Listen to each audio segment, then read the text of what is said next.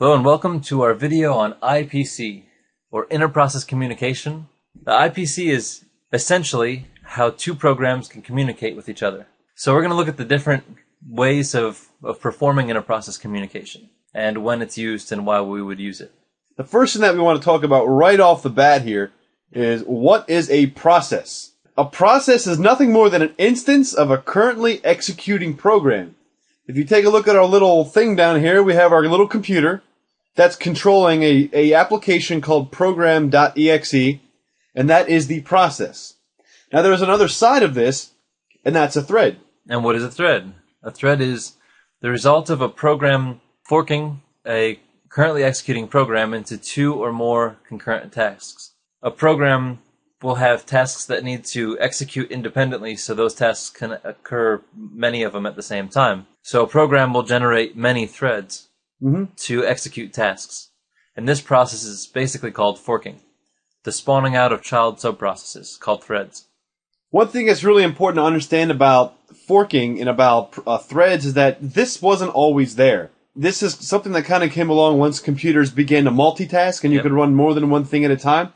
Because what you can essentially do is take one program and have that one program spawn out into many different types of tasks. Like, for example, a socket a lot of times is running as a thread. Because if you don't run a socket as a thread, then your program is stuck in an infinite loop of listening and it can't do anything else. So what you would do in that instance is you would make a program that spawns off a thread, and then your program then jumps off and does something else while the thread sits there and listens. Right. So a very basic example of this is if you had a web browser. And every time you click a link, from the time you click the link until the time the web page is fully downloaded, your browser would freeze. Or your computer. Or your whole computer would freeze. You couldn't move your mouse, you couldn't do anything. You'd just sit until it fully acquired the response from the website, and then it would continue. So let's kind of talk about this inter-process communication thing. Brian kind of gave a little bit of an overview in the beginning, but it's really a method used in software development to allow processes running on the same or different computers to communicate with each other. And here are some of the basic methods of inter-process communications. So we have a file as a means to communicate between processes, a database, a signal or an event, or a network socket.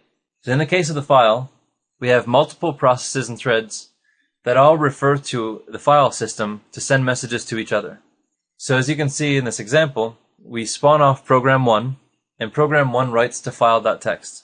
Then program 2 reads from file.txt. So now what program 1 has delivered to the text file, program 2 has read from it. This also works in a larger sense in Linux operating systems, where a lot of the information of the operating system's status is stored in a virtual file system. A lot of times in Linux you use a file method for inter-process communication, but they're not actually files the way that they would be in Windows. The files don't necessarily exist. It's sort of a virtual file system. I think that's called the proc file system. The proc file system, exactly. And it's a lot faster than reading and writing from the hard drive. Next, we're going to take a look at databases. So multiple processes can share information based on a single point of data storage. Now, you could make an argument that this definition fits a file. And you could technically be correct because, you know, from a technical sense, a text file can be a database. Technically. Yeah. But the difference here is... so can a hard drive. That's true. That's true. But the technical difference here is that a database uses a database management system, which is usually a piece of software that is a layer that runs on top of the database that controls grabbing, storing. It also controls simple things like locking of the database, and, you know, if multiple things are coming in at one time, it controls that flow. So there's more intelligence in a database than with just a regular text file. So here's an example, and it's very much like the file example. It's just that we're pulling from a database. So the computer spawns program 1 and program 2, and program 1 sends something to a database, then program 2 retrieves something from that database. So effectively, these two programs were able to communicate by using the database as an intermediary. There's also a different database communication model, and this is a remote database. This is similar to our last example, but the database is not on a local file system. So let's walk through this. The computer on the far left executes program 1, so that program1.exe is now running as a process. That process will send a request through something like the internet or a network or whatever, some unknown system, which finally makes it to database service.exe, which is a process running on another computer. That database service.exe is running on a server that communicates to the database. So the request from program 1 goes through the cloud to DB service.exe and writes to the database.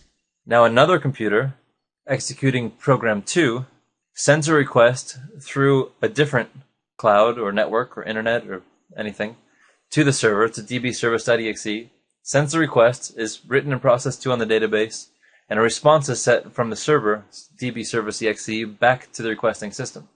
This is effectively the same way that the two programs access a file, or the two programs access the database, but instead of having the operating system manage how to access the file, it's another computer considered to be a server somewhere else on a network. So when you have your phone app that checks the weather for you, this is what's happening. Absolutely. Your phone app is going to a database and just pulling data, but that data gets sent there by the local weather systems from the different cities that are reporting the weather. The next form of IPCs that we're going to talk about is a signal. A signal is really nothing more than a message that is sent to a process to notify it that an event has occurred. This also fits in with the concept of interrupts. An interrupt signal is sent to the program, which means when an interrupt signal comes in, it stops doing what it's doing. So everything that it's doing, it says, whoa, whoa, stop, stop, signal's coming in. Then it takes the signal and interprets it before it continues, whatever that signal will be. Now, for a lot of you guys, you'll be most familiar with the SIGINT signal, which we know as the control break or control C sequence. This is a sequence or a signal that's used to terminate a process. So when you write a program and it's running, or when you're running a program from a command terminal and you do control C, the program will just kill. Control Z is a similar type of thing, except for it doesn't kill the process, it pauses the process.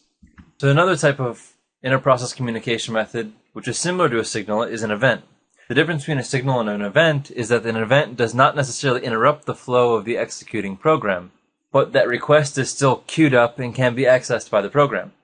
Common examples of an event is a mouse click or mouse movement, keyboard buttons being pressed, a new file being created, a TCP message received on your network card, or mouse hover over.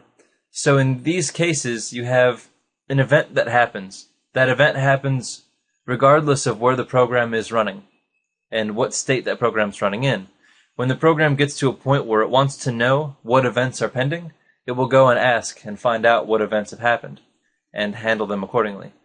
Here's an example of an IPC method with a network socket. Now, this kind of differs from the database example in a very fundamental way, because there's no intermediary. What's happening here is we're sending a transmission over some sort of a network protocol like TCP, IP, and we're sending a message to a server program that will respond back to you with a response.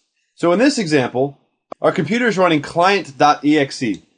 And we're going to send a message to server.exe that's asking how much money is in my account. So we're checking our bank account.